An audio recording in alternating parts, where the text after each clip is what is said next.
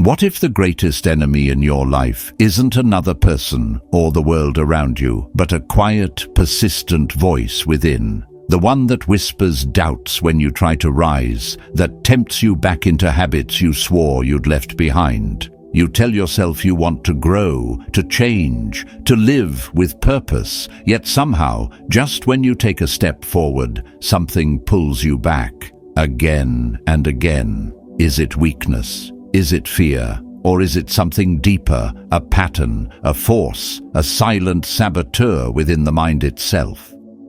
The ancient Stoics taught that the true battlefield is always internal, that the soul becomes shaped by what it repeatedly does. And what if what you've been repeating isn't growth, but betrayal of your own potential? In this video, we will confront the spirit of self-sabotage, not as a flaw to be judged, but as a force to be understood and outwitted.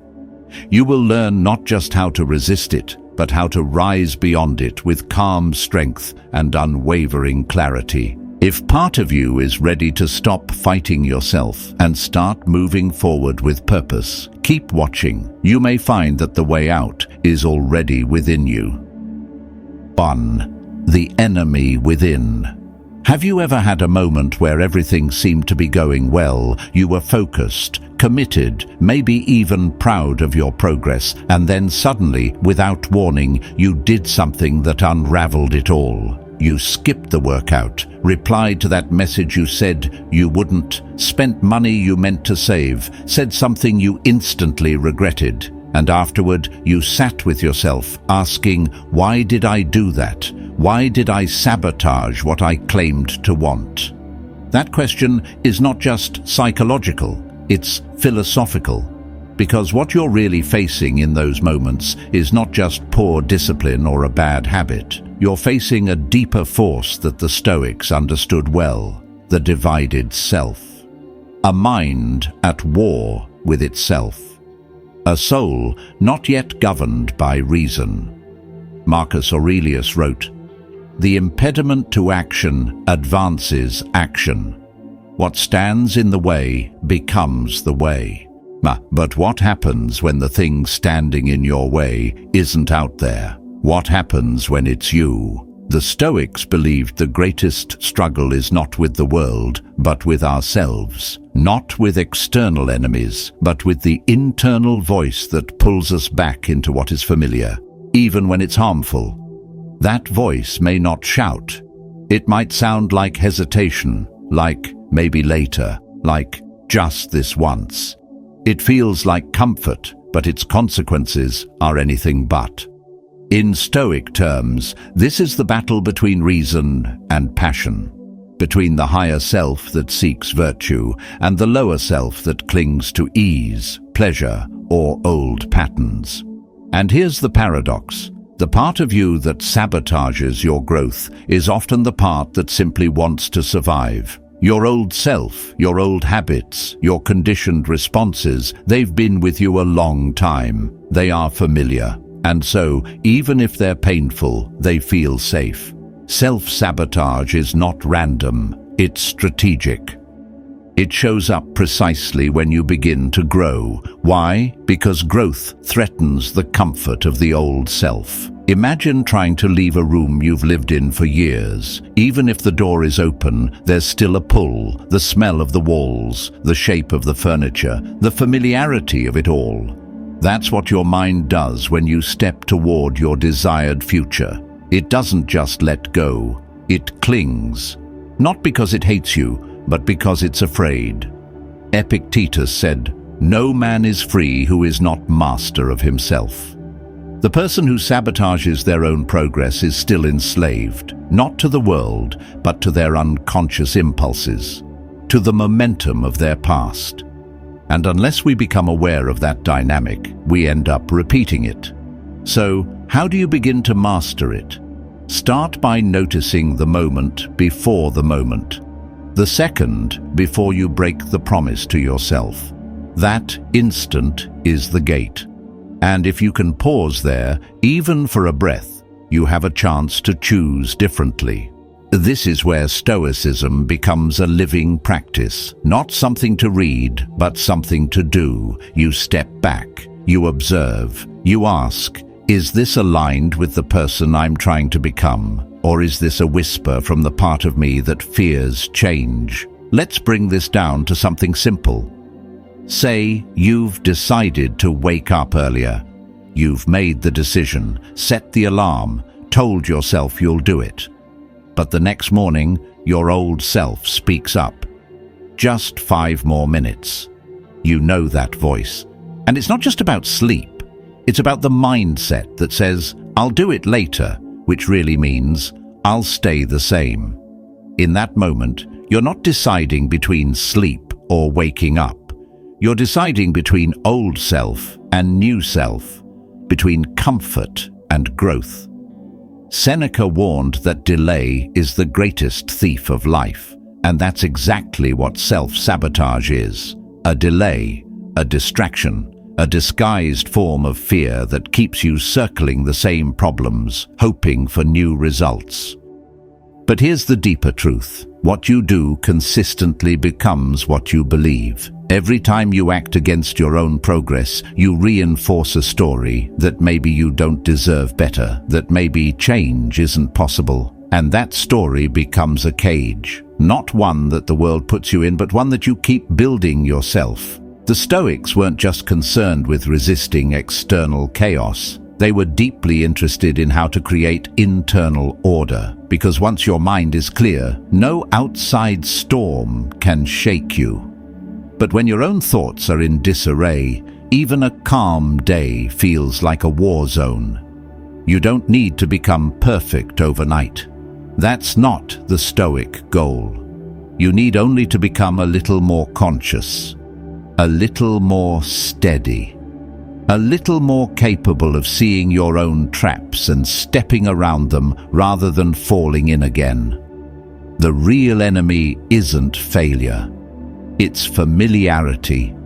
And your job is not to hate the old version of you, but to outgrow it, to thank it for getting you here and then rise beyond it. So the next time you feel that urge to sabotage, to delay, to doubt, to fall back, pause. Ask yourself, who is speaking? Is it the version of me that fears success, or the one that's ready to claim it? Because the more you ask, the clearer it becomes. The more you choose, the stronger you get. And the stronger you get, the quieter that voice becomes. Not because it disappears, but because you no longer obey it. This is how you begin to outsmart the spirit of self-sabotage, by noticing it, questioning it, and most of all, refusing to let it decide your life for you. Now that we've exposed the hidden battle, we need to look deeper into the shape of the enemy. In the next part, you'll learn why your old self resists your progress, and how that resistance disguises itself as logic, fear, and even comfort. Keep watching. You're about to see what's really holding you back. 2. The survival of the old self. There's a quiet illusion that follows you every time you try to change. You decide to improve, to break free from old cycles. You make a plan, take the first step, maybe even feel a glimpse of momentum. But then something strange happens. The resistance appears, a hesitation, a doubt, a delay, not from the outside world, but from within you. Almost like an invisible force is pulling you back into the life you're trying to leave. And here's the truth the Stoics knew well. Your old self doesn't want to die. It wants to survive. This isn't just poetic language. It's a philosophical reality. The old version of you, built from your past habits, your old fears, your emotional reactions, it has structure, it has memory, it has preference. And most of all, it has power. Not because it's stronger than your future, but because it's familiar. And familiarity breeds attachment. Epictetus taught that we are not disturbed by things, but by the views we take of them. Your old self is made of those views. It's the accumulation of stories you've told yourself for years. I'm not good enough. I always fail. This never works out for me. And even if those stories hurt, they've become home. The moment you begin to move beyond them, they protest, not because they hate you, but because their survival depends on you staying the same. Imagine your old self as a structure made of thought, a mental fortress. And every time you react the same way, every time you return to an old habit, you reinforce it.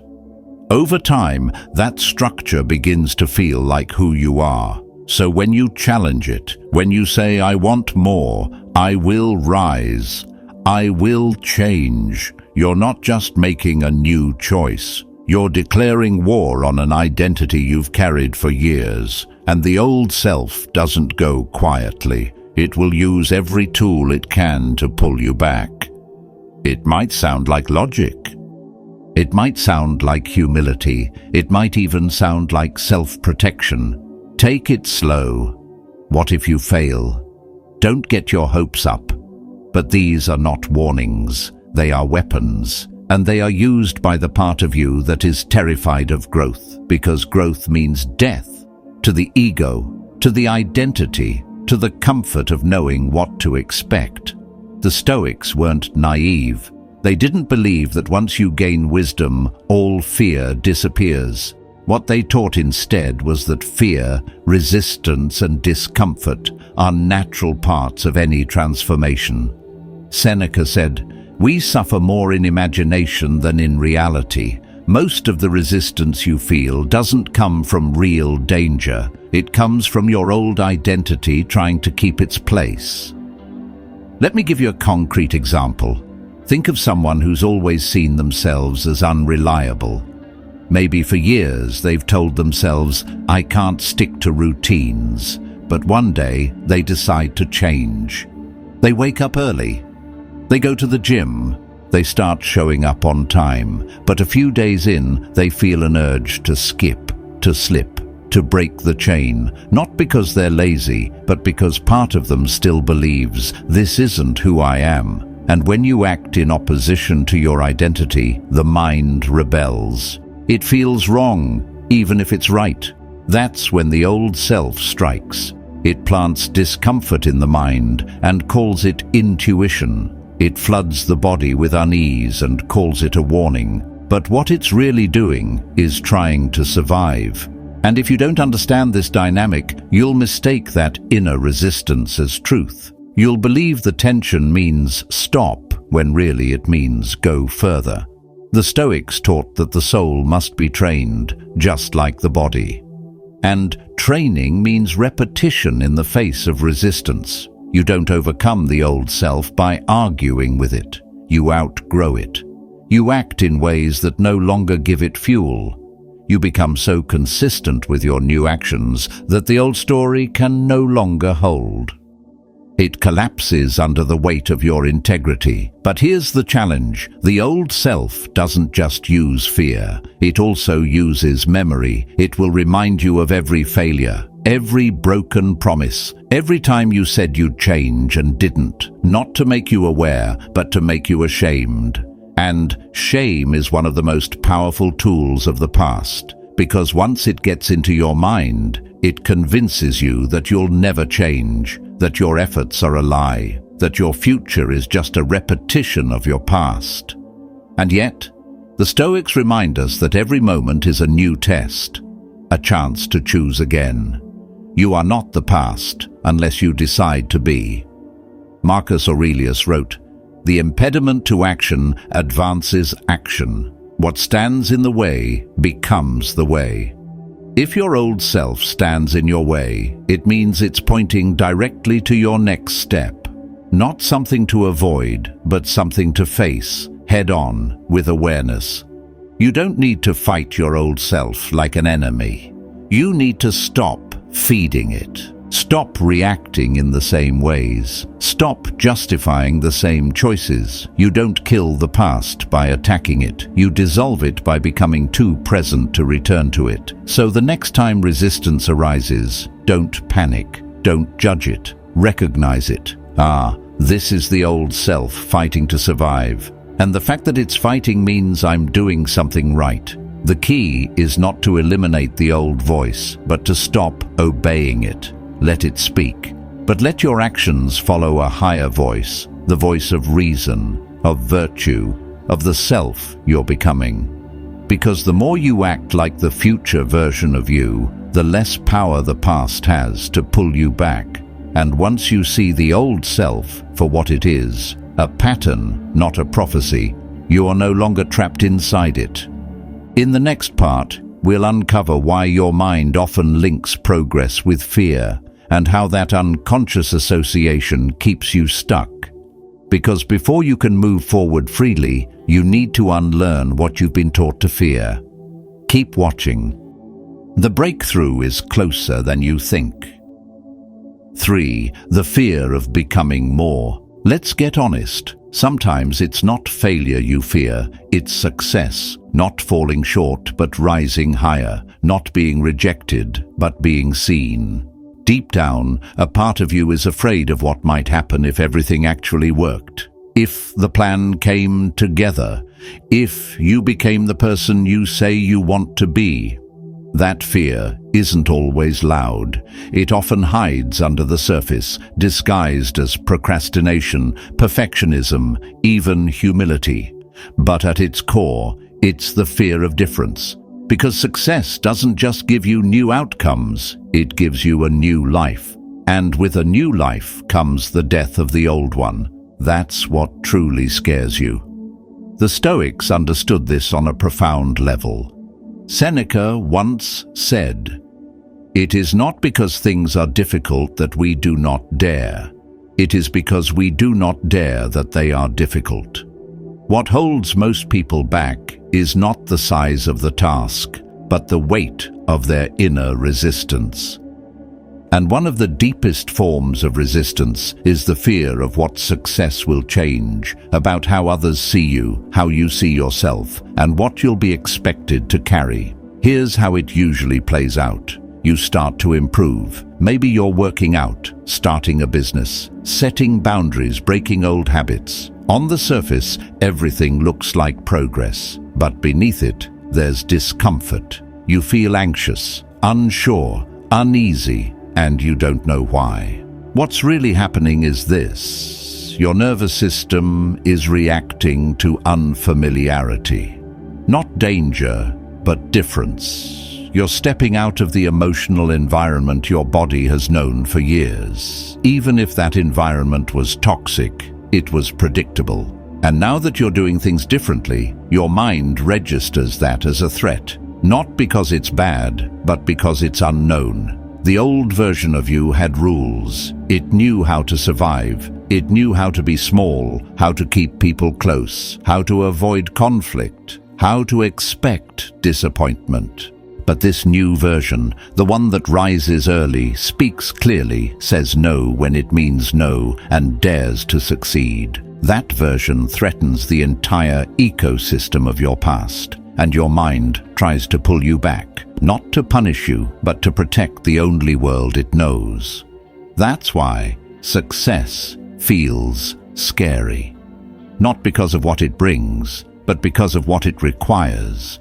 It demands detachment from comfort. It challenges your current identity. It asks you to grow into a version of yourself that no longer matches your history. And as Marcus Aurelius wrote, "If it is not right, do not do it. If it is not true, do not say it." The Stoic path is one of alignment, and growth requires letting go of what is no longer true. But here's what most people never realize. Your fear of success is often just your old identity in disguise. It's the remnants of a version of you that was shaped by small thinking, by rejection, by survival. And the only way to rise above it is to see it clearly, not as a sign to stop, but as proof that you're on the edge of something real. Think about this. How many times have you backed away from something good simply because it felt unfamiliar? A healthy relationship, a new opportunity, a compliment, a moment of peace. You didn't reject it because it was wrong. You rejected it because it didn't match the version of yourself you had rehearsed for years. This is why so many people sabotage themselves when things begin to improve, because deep down they associate success with discomfort, with risk, with exposure. And so, to avoid that tension, they delay, they distract, they retreat. The Stoic answer is simple, but not easy. You must walk forward anyway, not without fear, but with courage. Because courage is not the absence of fear, it's movement in spite of it. Epictetus reminded his students, "Freedom is the only worthy goal in life. It is won by disregarding things that lie beyond our control. And fear, especially the fear of your own potential, is one of those things. So the next time you feel that tightness in your chest when something good is coming, pause. Ask yourself, am I afraid because something is wrong? Or am I afraid because something is changing? That distinction changes everything. And if this resonates with you, take a second and comment the word "rise" below. Let it be your reminder. And if you're finding value here, consider subscribing, not for me, but for yourself, for the part of you that's ready to rise even when it's uncomfortable. Because here's the truth. You can't grow and stay the same. You can't become who you're meant to be without letting go of who you were. And yes, it's scary, but so is staying stuck. So is living a life that never reflects what you're capable of. That fear will follow you either way, but only one path leads to freedom. Now that you understand why success can feel so heavy, it's time to face the next truth. What or who you may have to leave behind to become who you truly are. Because growth comes with a cost. And in the next part, we'll talk about what you might lose when you finally step into your potential and why it's worth it. 4. The cost of growth. Every step forward has a shadow. Every level of growth carries with it a quiet question. What will I have to let go of if I change? Most people talk about transformation like it's all gain, more confidence, better results, greater peace. And that's true. But there's another side to growth that few are willing to face. The losses, the things, or the people you can no longer take with you. The Stoics would remind us that this is not a problem. It is nature. Everything changes. Everything moves. And in that movement, something must be left behind. As Epictetus taught, it is impossible for a man to learn what he thinks he already knows. And it is just as impossible to grow into who you must become while clinging tightly to what no longer fits. So let's be honest. If you truly evolved, who would you no longer fit in with? What circles would no longer feel like home? What habits would suddenly feel heavy, out of place? The fear of that loss is what keeps many people frozen, not because they don't want more, but because more comes with cost. And sometimes that cost is belonging. We are social creatures. From our earliest moments, the brain has been trained to link connection with safety. To be accepted is to survive. To be rejected is to suffer. That's why when you start to change, your mind doesn't just think about progress, it thinks about the risk. Will they still love me if I change? Will they understand me? Will I be alone? This is where self-sabotage often hides. It's not just laziness or lack of willpower, it's an unconscious loyalty to the past. A deep, quiet fear that says, if I grow, I'll lose them. And so, without realizing it, you shrink, you dim your light. You stay small, not because you don't have the potential, but because you fear the consequences of standing out. Marcus Aurelius wrote, If you are distressed by anything external, the pain is not due to the thing itself, but to your estimate of it. Many people overestimate the pain of being different and underestimate the pain of remaining the same. But the truth is this: if you have to stay broken to be accepted, then what you belong to is not love, it's control. And this is where courage comes in, because real growth will always require the willingness to be misunderstood, to be seen as different, to be told that you've changed, and to receive that not as an insult, but as confirmation. You have changed. That's the point. There's a kind of grief that comes with outgrowing old identities, and the Stoics didn't shy away from grief. They embraced it, not as weakness, but as a natural part of transition. You may miss the version of you who fit in, who didn't question things, who said yes to everything and everyone, but missing that version doesn't mean you should return to it. There is no virtue in staying small for the sake of comfort, and there is no strength in pretending to be who you no longer are. Seneca said, "Associate with people who are likely to improve you." Sometimes the most radical form of self-respect is choosing to walk alone for a while rather than lowering yourself to stay in rooms that no longer align with your soul. Here's a real example. Let's say someone decides to stop drinking, not for any dramatic reason, but simply because they want to be clearer, more present. At first, it feels good, clean, powerful. But then the social invitations start to feel different. The jokes hit differently. People begin asking, "Why are you acting weird?" And slowly, the tension builds. Not because they did anything wrong, but because their presence exposes a contrast. And that contrast makes others uncomfortable. That discomfort is not your burden to carry. That is the natural consequence of choosing growth. And the more you grow, the more often you'll have to let people misunderstand you without needing to fix it. You don't need to become cold. You don't need to judge those who stay the same.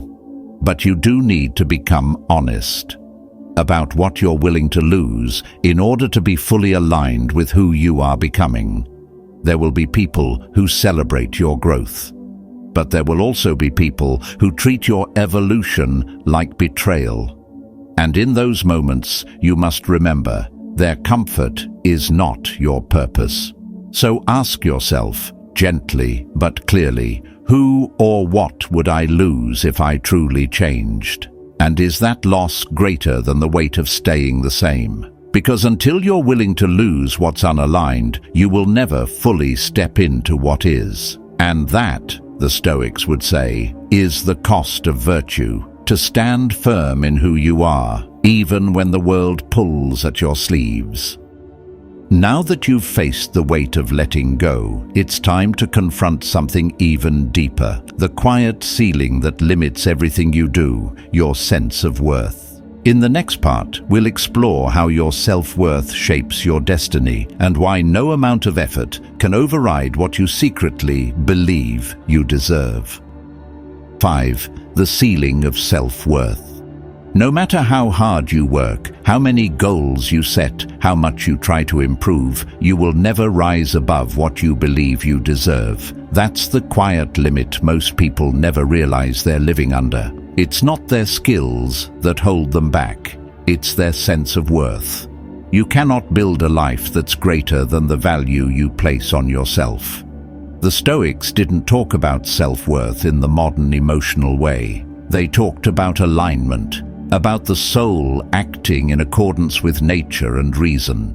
When you live out of sync with your own values, when your actions don't reflect your deeper truth, something in you fractures. And over time, that fracture becomes the belief, "I'm not enough."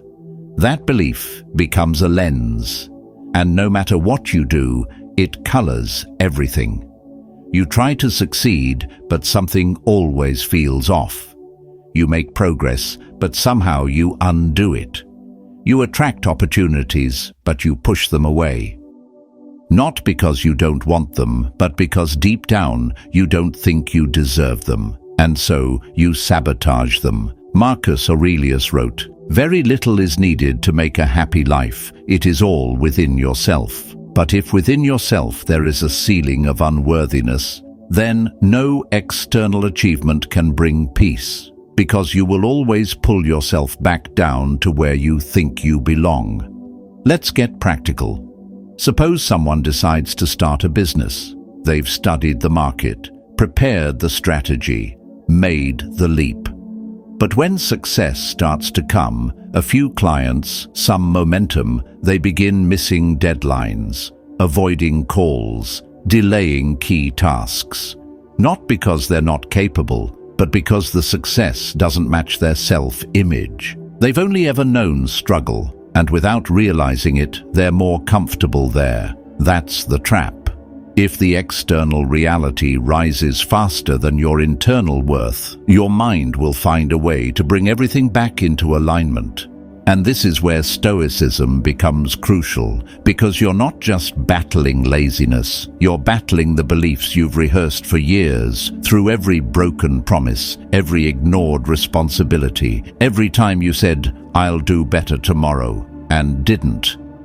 Each time you abandon what you know you should do, you chip away at your self-trust. And self-trust is the root of self-worth. Epictetus said, "First say to yourself what you would be, and then do what you have to do." But if your actions don't follow that declaration, your mind begins to believe it's all talk. And when you don't trust yourself, why would you expect the universe to? The answer isn't to perform louder, it's to realign, to rebuild that trust in quiet, consistent ways. Do the small things you know you should. Keep the promises no one sees. Stop doing the things that leave you empty afterward. Not to impress anyone, but to prove to yourself that you can be relied on. And with each act of discipline, each moment of integrity, your worth rises, not as a feeling, but as a fact. You start to live like someone who deserves clarity, peace, and progress, and the ceiling begins to lift. Seneca once said, "No man is more unhappy than he who never faces adversity, for he is not permitted to prove himself." And sometimes the greatest adversity isn't external at all. It's standing in front of the mirror and asking, "Have I become someone I can trust?" That question, asked honestly, can change everything, because when you finally believe you are worthy, not in theory but in practice, your life begins to reflect it. And now that we've examined the ceiling, the final question becomes this: how do we break the cycle entirely? What is the Stoic way to rise above the patterns, the fear and the hesitation, and stay there? In the last part, we'll bring it all together. The path out is simple, but not easy, and it starts with one decision. 6. The discipline that frees you. There's a truth most people run from. The cycle doesn't end until you decide it does, not by waiting for the perfect mood or the right circumstances, but by choosing deliberately, repeatedly, to become the kind of person who no longer feeds the pattern. And this choice, simple as it sounds, is the foundation of every Stoic practice. The Stoics taught that freedom begins with discipline.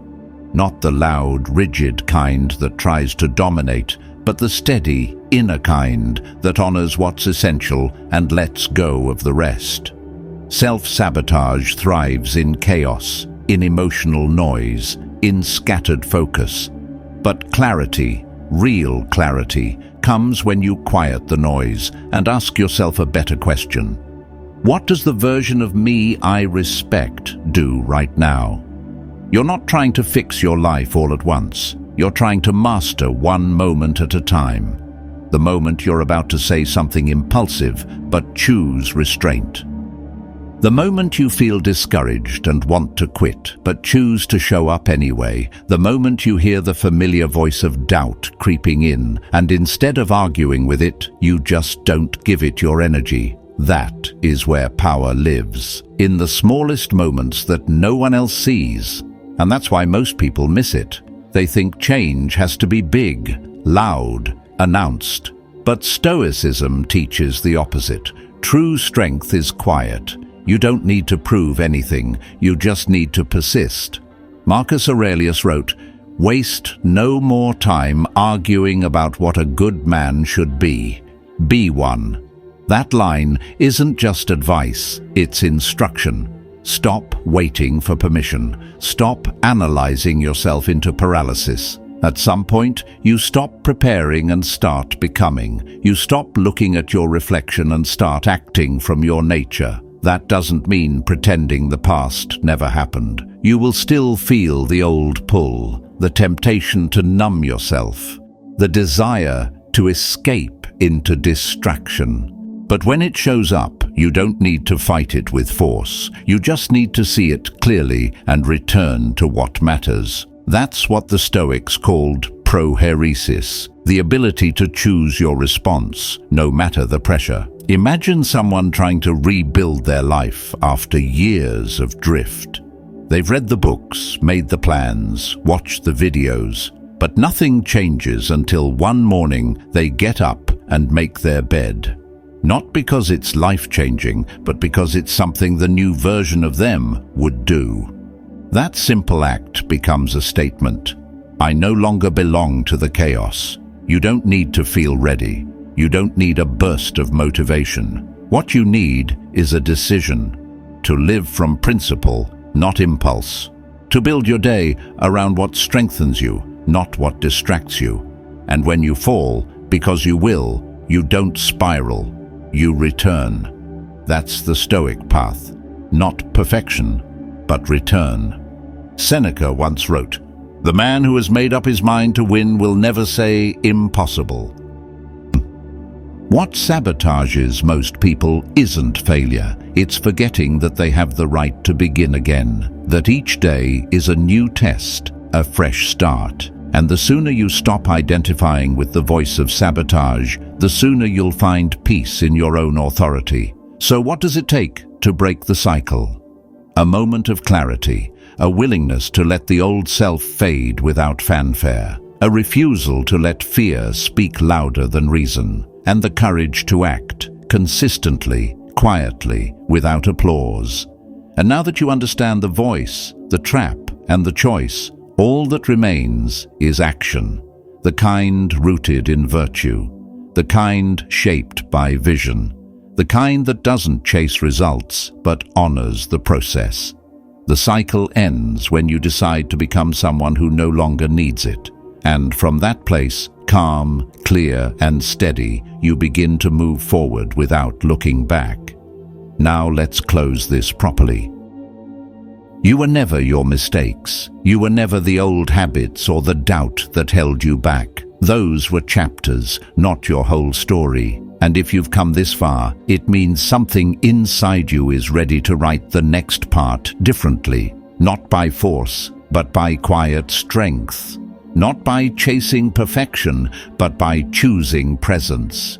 The spirit of self-sabotage loses its power the moment you stop obeying it. When you choose action over delay, clarity over noise, integrity over impulse, that is where your real transformation begins, one decision at a time. The Stoics didn't promise comfort, they promised truth.